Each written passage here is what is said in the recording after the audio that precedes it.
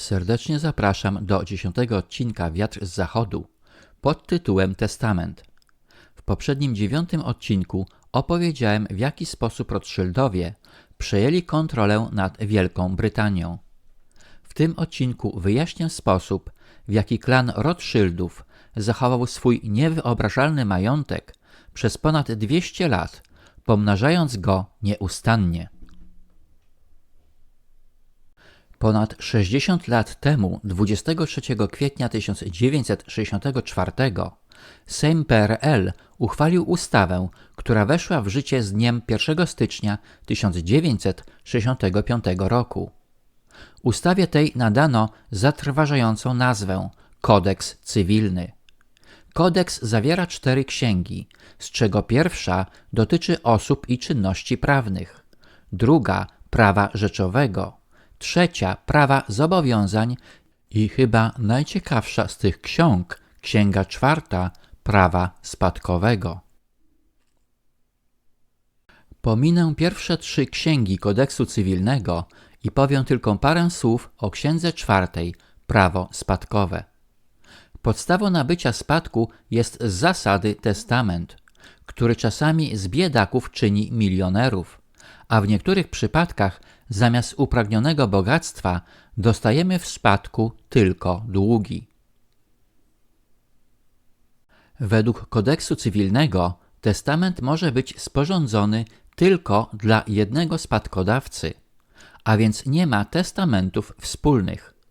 Testament jest nieważny, kiedy brak jest świadomego i swobodnego powzięcia decyzji i wyrażenia woli, w przypadku przypuszczenia o błędzie albo pod wpływem groźby.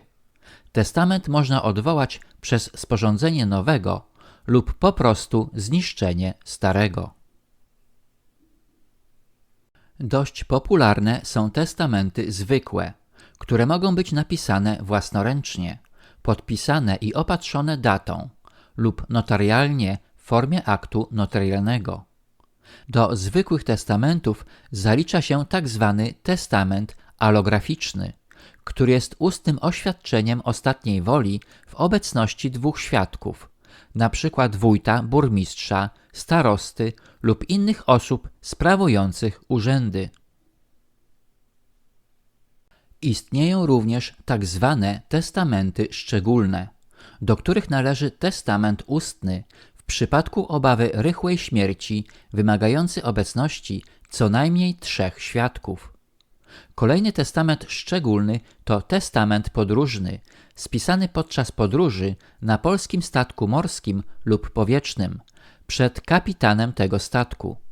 W tej grupie testamentów znaleziono miejsce na testament wojskowy, w którym dowódca spisuje wolę spadkodawcy, podaje datę jej spisania, następnie wszyscy podpisują ten testament. Oczywiście osoby będące świadkami podpisywanych testamentów muszą spełniać pewne określone normy. A więc na przykład nie może być świadkiem osoba niewidoma, głucha, niema, analfabeta, osoba niewładająca językiem spadkodawcy i osoba skazana wcześniej wyrokiem sądowym za składanie fałszywych zeznań. Taki szczególny testament został sporządzony w rodzinie Rothschildów, który został spisany nie tyle w osobliwych warunkach, ile zawierał dość niepopularne zapisy. Posłuchajmy słów Meyera Rothschilda. Dopóki jestem w stanie kontrolować emisję pieniądza w danym kraju, nie dbam o to, kto w nim stanowi prawo. Mówiąc prosto, kto kontroluje emisję, czyli wydruk pieniądza, sprawuje rzeczywistą władzę w danym państwie.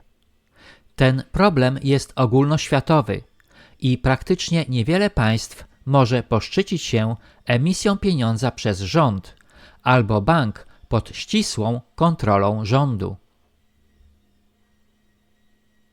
Dzięki rozlokowaniu 5 braci Rothschildów żydowska rodzina zdołała nie tylko zdobyć ogromne bogactwo, ale również wpływy polityczne w Anglii, Niemczech, Austrii, Włoszech i Francji.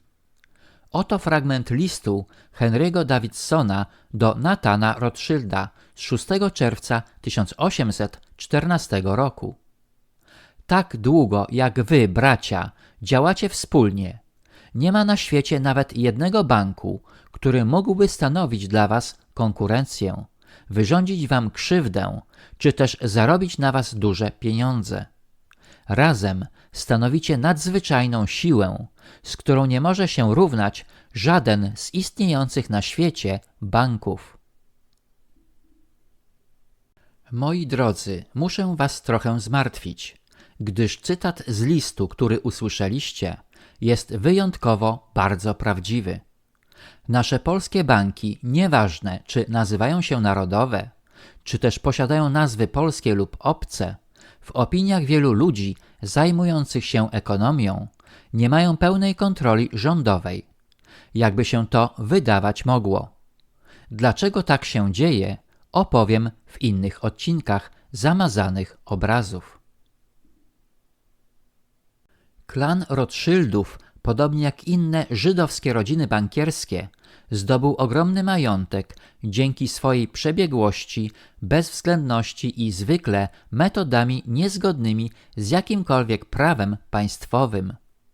Aby uchronić często splamione krwią pieniądze, w 1812, tuż przed śmiercią, na 3 lata przed bitwą pod Waterloo, stary Rothschild pozostawił ścisły testament, o którego zapisach opowiem w następnym odcinku. Serdecznie zapraszam do internetowej księgarni autorskiej Zamazane Obrazy, która została założona 1 stycznia 2026 roku.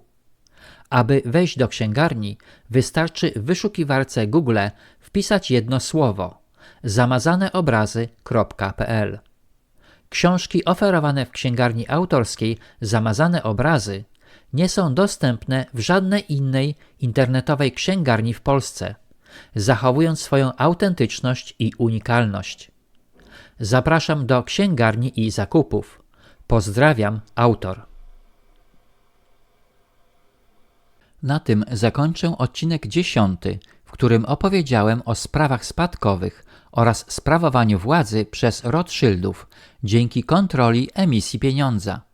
Serdecznie zapraszam do odcinka 11 pod tytułem Ostatnia wola.